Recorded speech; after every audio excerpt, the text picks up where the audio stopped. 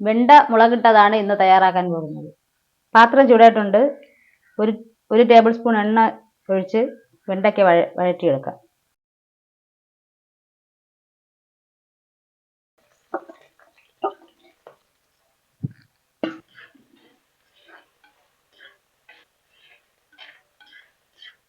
വെണ്ടയ്ക്ക വഴന്നിട്ടുണ്ട്. ഇതൊരു പാത്രത്തിലേക്ക് മാറ്റാം.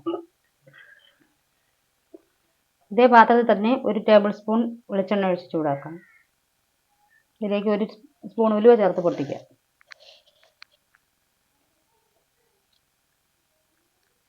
ഉലുവ മൂത്തിട്ടുണ്ട്. ഇതിലേക്ക് ഒരു സവാള അരിഞ്ഞത് ചേർത്ത് വഴറ്റാം.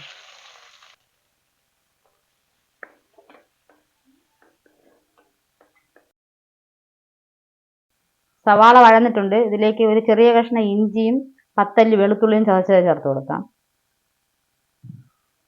2 പച്ചമുളക് ചേർക്കാം. ഒരു തണ്ട് കറിവേപ്പില ചേർത്ത് കൊടുക്കാം.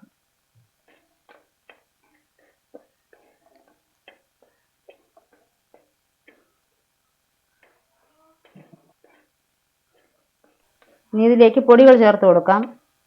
1/2 സ്പൂൺ മഞ്ഞൾപ്പൊടി, 1 സ്പൂൺ മുളക് പൊടി, 1/2 സ്പൂൺ മല്ലിപ്പൊടി.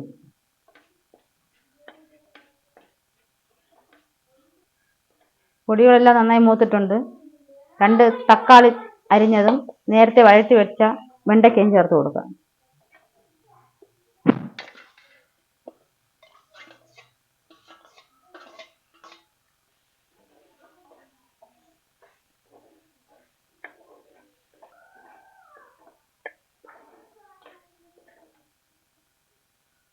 ഇതിലേക്ക് ഒരു നെല്ലിക്ക വലിപ്പത്തിനുള്ള പുളി എടുത്ത് കുതിർത്തതിൻ്റെ വെള്ളമാണ് ചേർത്ത് കൊടുക്കാം.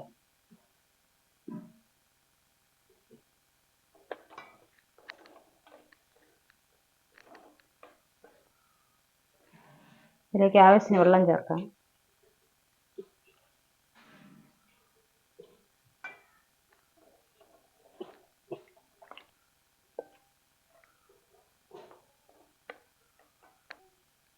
ഒരു ചെറിയ കഷ്ണം ശർക്കരയും ആവശ്യത്തിന് ഉപ്പും ചേർത്ത് കൊടുക്കുക.